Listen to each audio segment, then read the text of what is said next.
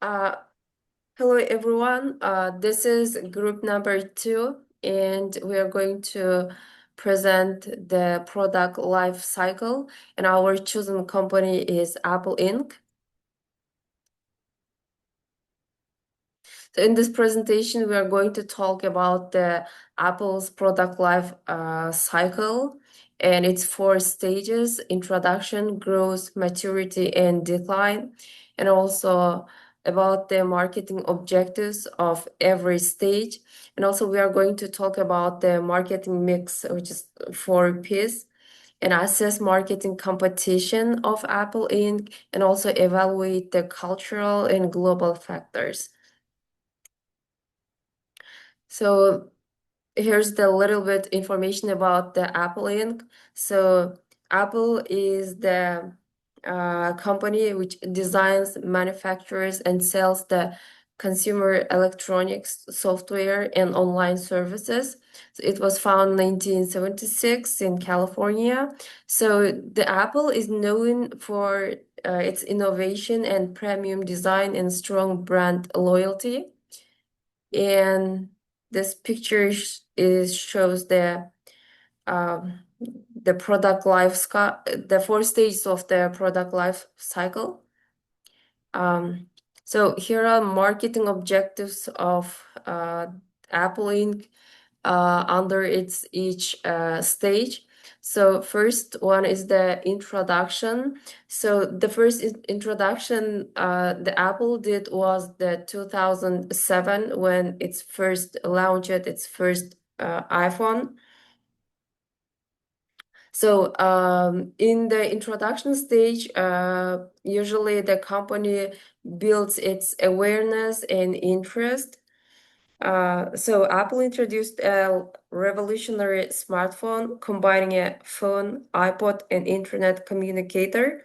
And the marketing objective was to generate massive media attention through high-profile launch events, storytelling by Steve Jobs, and limited product availability to build desire. The second stage is the growth stage. So the marketing objective is expanding the market share and brand loyalty. So at this stage, the company increases the sales rapidly and gain the larger market share, and it broadens the customer base and distribution channels, and also strengthens the brand loyalty. So in Apple's case, so Apple created the iPhone 4 and iPhone 5 at this stage. So demand grew worldwide as Apple expanded into more countries. So marketing focused on innovation and design excellence, such as the Retina display and improved cameras. So advertising highlighted the Apple ecosystem and customer satisfaction, helping to attract millions of new users globally. So next stage is the maturity stage.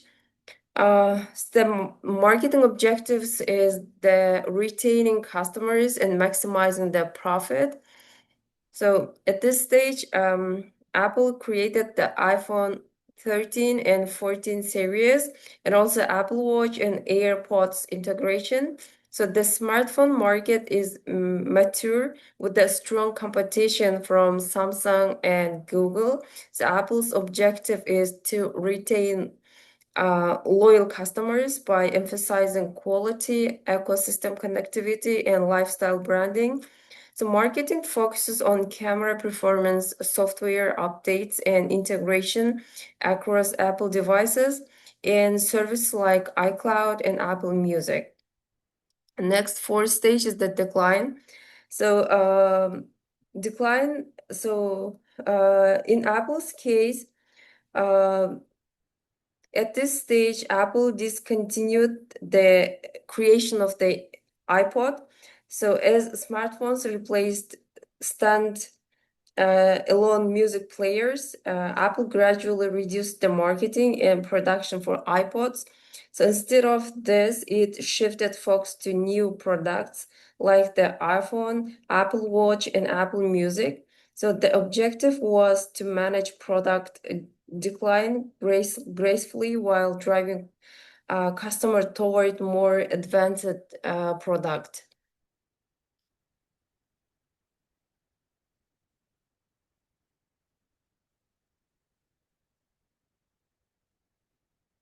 Next is your part.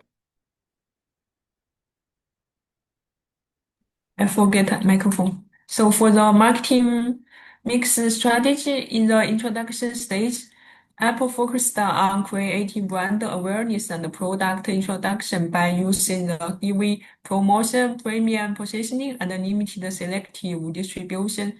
During the growth stage, the strategy shifts to expand the market share by improving features and increasing distribution channels. And in the maturity stage, Apple focuses on the maintaining market dominance with the upgraded product versions, pricing bundles, and strong global distribution. And finally, in the decline stage, Apple reduces the cost through the limited distribution and reduce the price. And they also will stop to produce the older models like now they I think they already stopped the produce the and sell the iPhone 14 and the 15 because they have the and only sell the newer models. And the next please. So the competition Apple faces are changing over time. The competition is now in the introduction stage because the Apple often enters the market with its unique innovation, and the competition increases in the growth stage as the other brands began copying Apple's feature, and the competition will become more intense during the maturity stage, especially the Samsung and the other Android brands. And in this stage, they will challenge Apple's market share. And finally, in the decline stage, the competition will decrease as the consumer interest shifts to new technologies like new models and the other companies' new technologies. And so, yeah, I think that's my part. So I'll talk about the effects of cultural context and location. For the introduction stage, when Apple launches a new product, such as the new iPhone generation, it adapts its marketing messages to align with the cultural values and lifestyle preferences of each target market. For instance, in Western markets like the United States, the brand emphasizes individualism and innovation and premium quality, whereas in Asian markets like China or India, it stresses on social status, sophistication, and reliability. Location also has a heavy impact. In regions where technology adoption is rapid, like North America and Japan, products enter the growth stage much faster. Cultural and locational differences also determine the speed of adoption. Stronger brand loyalty and tech-savvy cultures accelerate the move from introduction phase to the growth phase. In price-sensitive or culturally cautious markets, the introduction phase extends as consumers wait for the reviews of older models to drop in the price. In growth stage, the Apple tailors its promotions and brand storytelling to reflect local values. For example, in Japan, marketing emphasizes craftsmanship and precision, whereas in India, campaigns highlight aspirational ownership and youth lifestyle. Geographic expansion strategies vary. Apple uses flagship stores in urban countries like Shanghai or London to create cultural experiences and not just point of sales. Markets that respond positively to culturally tailored strategies move through the growth phase more quickly. Conversely, where Apple's premium pricing clashes with the local purchasing power, they remain in a slower and extended growth stage. In the maturity stage, Apple relies on brand loyalty and ecosystem integration. Culturally, this means emphasizing on lifestyle continuity. For example, in Western cultures, marketing stresses seamless integration, like having a MacBook, Apple, iPhone, and Apple Watch. While in collectivist cultures, Apple highlights connectivity and family sharing and the communication features that they have. In mature markets like the US and Western Europe, Apple uses upgrades, trade-in programs, and subscription models like iCloud and Apple Music to extend the product's life cycle. Whereas in emerging markets where Apple products are still aspirational, the same model might be positioned as a luxury life investment, thus dealing the maturity phase and maintaining demand. Cultural attachment and localized strategies help extend the maturity stage. Apple sustains consumer engagement through seasonal marketing, limited editions, and ecosystem integration.